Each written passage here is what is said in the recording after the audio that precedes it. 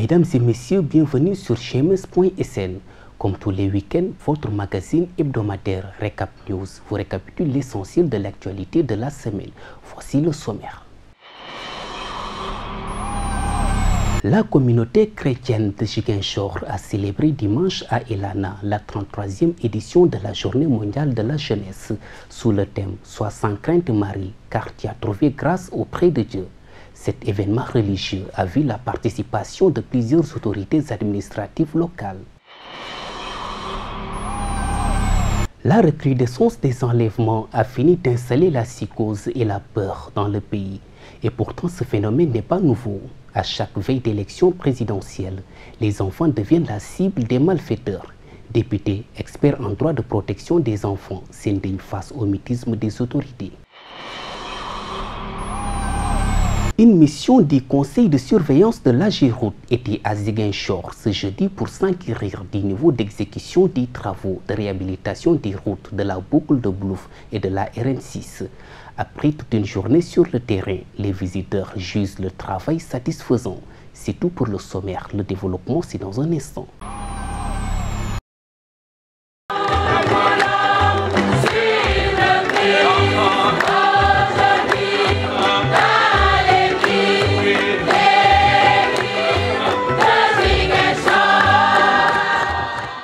Ils sont 1325 jeunes du diocèse de Ziguinchor à prendre part à la 33e édition de la Journée mondiale de la jeunesse célébrée à Elana. L'objectif de ce rendez-vous est de permettre aux jeunes de rencontrer le Christ tout en cultivant chez ces derniers les valeurs évangéliques afin qu'ils puissent devenir de bons citoyens. Que ces Journées mondiales de la jeunesse nous rappellent la force qui nous est commune d'appartenir au Christ et d'être conduit par lui à travers les difficultés que nous pouvons rencontrer pour construire notre vie, pour réaliser nos projets, pour accomplir nos rêves. Initiée par le Saint-Pape Jean-Paul II en 1984, la Journée mondiale de la jeunesse est devenue aujourd'hui un événement providentiel et un moment de pause sur la vie et le cheminement des jeunes chrétiens. Ces journées représentent un engagement de foi, une démarche chrétienne et de la prière, parce qu'on en a besoin de la prière pour notre cher pays en difficulté, surtout la chère Casamance. La Journée mondiale de la jeunesse de l'année 2019 sera célébrée à Dakar. Elle réunira tous les jeunes du Sénégal. Le pape François convoque les jeunes au Panama en janvier 2019 pour la célébration de la Journée mondiale de la jeunesse d'envergure internationale.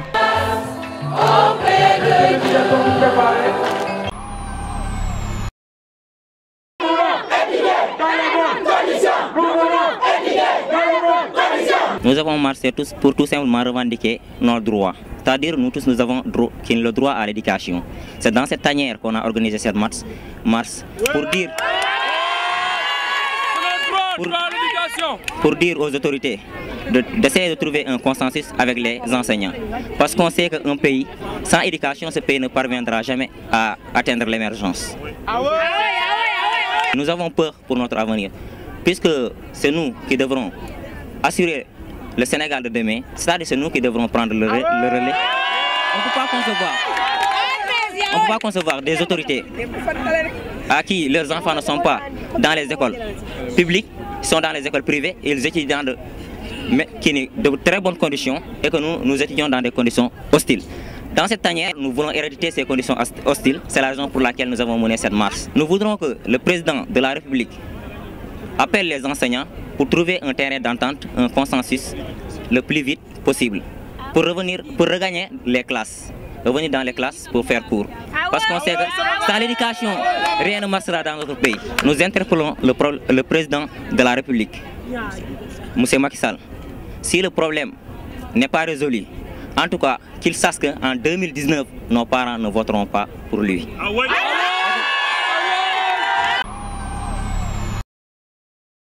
Le préfet de Bignona a convoqué mardi un CDD spécial consacré à la préparation et à l'organisation du Gamou départemental dirigé par l'imam François Boyan prévu cette année le 4 mai. L'occasion a été saisie par le comité de pilotage pour faire part de ses attentes. Les grandes préoccupations, c'est la logistique. C'est la logistique, les tentes, les chaises, la tribune, et ainsi de suite. Voilà les grandes réalisations que nous souhaiterons vraiment avoir sur place et permettre un bon Gamou. Les difficultés que rencontrent les pèlerins sur les routes avant d'arriver à Bignona préoccupent également le comité. Et permettre vraiment une rentrée fluide des populations qui viennent de la Gambie et des autres contrées de la région. Le préfet de Bignona rassure, rien ne sera négligé pour que le Gamou se passe dans de meilleures conditions. Le volet éclairage public a été abordé, largement d'ailleurs. Nous avons passé en revue les problèmes qu'il y a avec les maires et la Sénélec qui se sont engagés à mettre en place un plan d'action pour entretenir le réseau d'éclairage public, mais également procéder à des extensions. Nous saisirons également d'autres partenaires qui pourraient nous accompagner dans ce sens. Mais à côté de ce dispositif statique, fixe, au niveau du stade, nous mettrons en place des camions-citernes et des bâches à eau pour alimenter le site et permettre aux pèlerins d'avoir de l'eau en permanence. En attendant le CRD qui se tiendra à la suite de cette rencontre départementale, les différents services de l'État et tous les acteurs concernés se sont engagés à répondre à toutes les attentes. GMS Bignona, Lamine Badiane. Enlèvement, viol, parfois suivi de meurtres récurrents au Sénégal, ces actes ignobles ne laissent pas indifférent le directeur de la sécurité publique, Abdoulaye Diop, puisque c'est de lui qu'il s'agit, rassure tout d'abord et présente ses condoléances aux familles des enfants tués. Ce sentiment d'insécurité est entretenu par le fait qu'il y a eu des enlèvements, même parfois suivis de meurtres d'enfants. Face à ce phénomène qui ne saurait prospérer dans une société comme la nôtre, mais avant tout, je tiens à présenter mes condoléances aux familles des victimes. On a connu un meurtre à Touba, un meurtre d'enfant de 10 ans.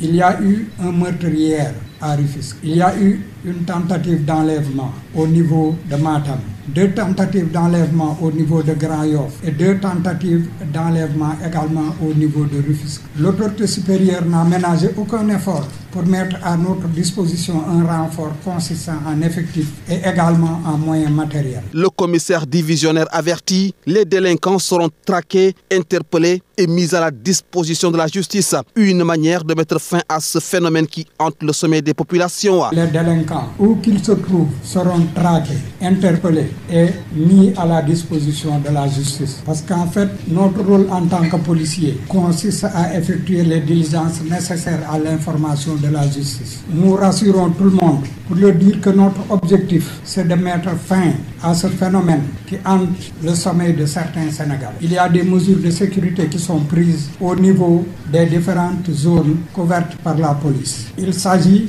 bien sûr des zones urbaines et des zones périurbaines. Il y a les brigades de recherche, plus les brigades anticriminalité et des éléments de renseignement. Il y a eu, en amont de tout cela, une task force qui est mise sur pied depuis quelques jours. Cette task force regroupe la sécurité publique, la DEPAF, la DST, la direction de la police judiciaire. Pour que la traque de ces malfaiteurs soit plus efficace, la police compte collaborer davantage avec les populations. La police est en train d'établir des passerelles de communication entre elle et la population pour anticiper sur certains faits délictuels. Nous devons inscrire nos actions dans une dynamique partenariale en créant des conditions qui vont faire disparaître le sentiment de crainte ou bien le sentiment de rejet pour des besoins purement inclusifs pour trouver des solutions aux angoisses existentielles des Sénégalais. Je vous assure que les hommes qui sont en civil sont beaucoup plus nombreux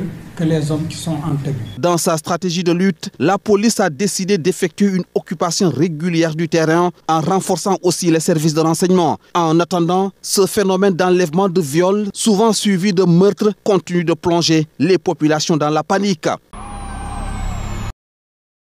La voirie de Ziguinchor était la première étape de la visite de terrain du conseil de surveillance de l'AGEROUTE. Sur place, le régional de l'entreprise nationale en charge des travaux de réhabilitation de certaines routes de cette partie du pays s'explique. Qui connaissait Ziguinchor ne peut pas ne pas se rappeler, si vous voulez, de l'état de niveau de dégradation de la voirie communale. Donc c'est dans ce cadre que l'État du Sénégal, par le biais de l'AGEROUTE, avait décidé de rehausser un peu le niveau de service de la voirie communale de Ziguinchor. Donc, comme vous le voyez, des travaux ont été faits entre l'exercice 2015 et 2016. Et c'est des travaux essentiellement de voirie. Et c'est un travail qui a été réfléchi. Et c'est cette réflexion qui a mené au choix des pavés pour Ziguinchor, parce que c'est une zone qui est hydriquement riche. À cause de ces travaux réalisés au niveau du centre-ville, Ziguinchor a changé de visage, à en croire Mme Aminata Angélique Manga, ministre de la République. Ceux qui connaissent Ziguinchor, il y a quelques années, Ziguinchor était un gros village. Et aujourd'hui, Ziguinchor est en train d'être la plateforme de l'émergence même au Sénégal. Pour la simple et unique raison, les gens ont toujours cru, et ce qui est vrai d'ailleurs, que les centres-villes constituent ce qu'on appelle le poumon économique d'une ville. Or, Ziguinchor, gros village, parce que les routes étaient chaotiques. Après Ziguinchor, la délégation s'est rendue à la boucle du Boulouf. Les tronçons Tandjem, Tchonkessil, Djegoun, Balingor, Afignam et Lana ont tous été visités par la mission pour s'enquérir de l'état d'avancement des travaux. La RN6, qui est à un niveau d'exécution satisfaisant, a aussi été visitée par la mission dirigée par Sylvain Alphonse Boyer. L'aspect humain et le jugement humain est extrêmement important dans les prises de décision, surtout quand c'est des décisions politiques. Et nous ne faisons que appliquer la volonté du président de la République de désenclaver la Casamance, d'apporter notre participation au développement de la région et au règlement du conflit de Casamance, parce que le désenclavement est l'un des sujets les plus importants pour cette région. Et je pense que bientôt, on ne parlera plus de désenclavement, puisque la Transgambienne sera faite. Le pont sera terminé, donc on passera à autre chose. Ces travaux, qui arriveront à terme à la fin du mois prochain selon les responsables, permettront aux populations de la Casamance de rallier les différentes localités qui la composent sur des routes en bon état. Voilà qui met fin à ce magazine. Merci de l'avoir suivi. Passez un excellent week-end en compagnie de gms.sn et à la semaine prochaine.